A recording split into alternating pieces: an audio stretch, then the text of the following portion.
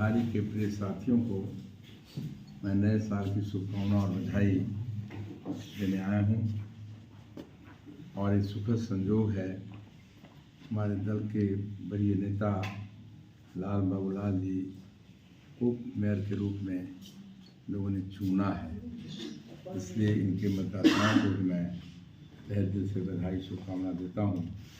तो निश्चित रूप से आज जो परिस्थितियाँ बनी है, मैं सारण स्नातक निर्वाचन क्षेत्र का प्रतिनिधित्व एक बार दो बार नहीं 7 बार से कर रहा हूँ। लगातार 7 बार चुनाव लड़ा हूँ सारण स्नातक निर्वाचन क्षेत्र से, और 6 बार जीता तो हूँ, 6 बार सर्टिफिकेट के साथ सेवा किया और 7वीं बार बिना सर्टिफिकेट का सेवा किया।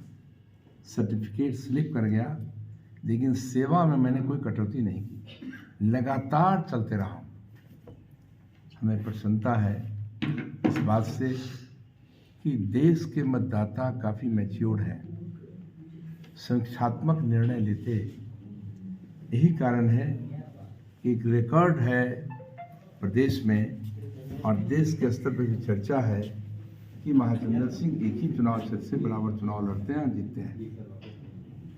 तो निश्चित रूप से मतदाता काफ़ी मैच्योर्ड है हमारे सारण स्नातक निर्वाचन क्षेत्र के। निश्चित रूप से मैंने अनुभव किया कि समस्याग्रस्त राज्य है। किसानों की समस्या मुंह फाड़े हुए है, बेरोजगारों की समस्या मुंह फाड़े हुए है, प्लस तो आज स्कूलों में कॉलेजों में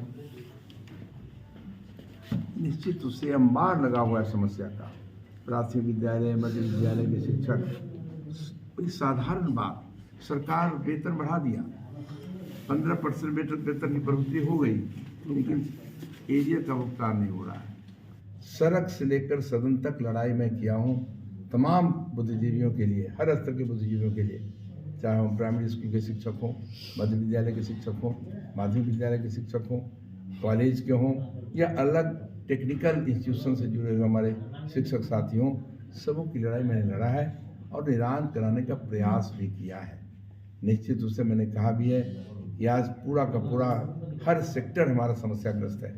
सच है कि किसानों के लिए हमसे ज़्यादा कोई काम नहीं किया होगा देश के स्तर पर। मैं कहता हूँ मंत्री आपके मीडिया के माध्यम से, किसानों के लिए जो मैं कर दिया, किसानों के घर में ईख बकाया की राशि का भुगतान सूद के साथ, इस देश में पहला है मैं सामाजिक कार्यकर्ता महाचंद्र सिंह जिसने सूद के साथ किसानों के घर पहुंचा दिया।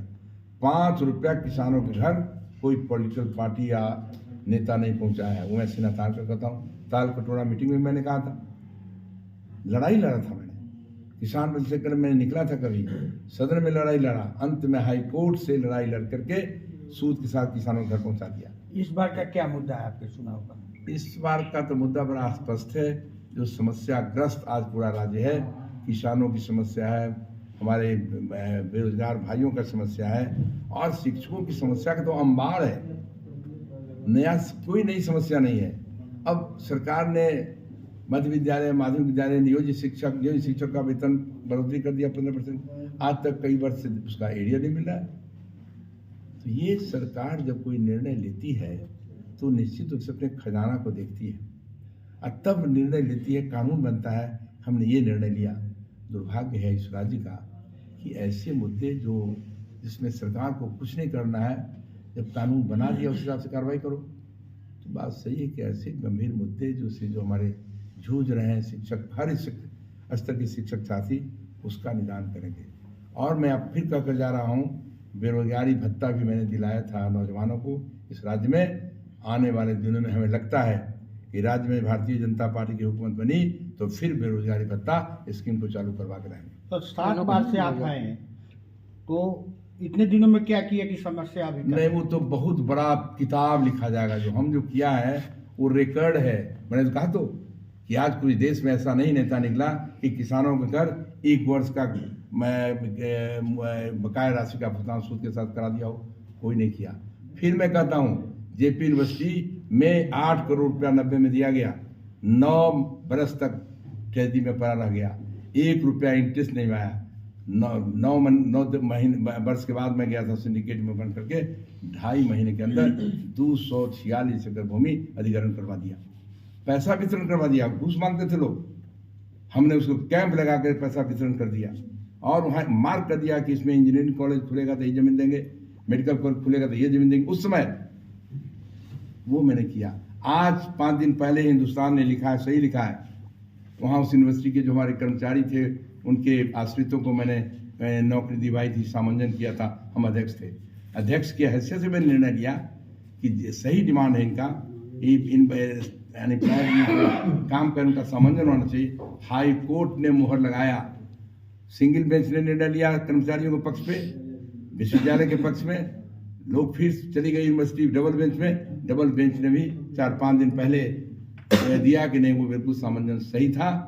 हेडलाइन निकला कि महाचंद्र सिंह के शिक्षकों के लिए क्या करेंगे अब की बार जीतेंगे तो पहला काम क्या होगा? मैंने तो कहा ना कि इस समस्या से ग्रस्त हमारा पूरा राज्य है।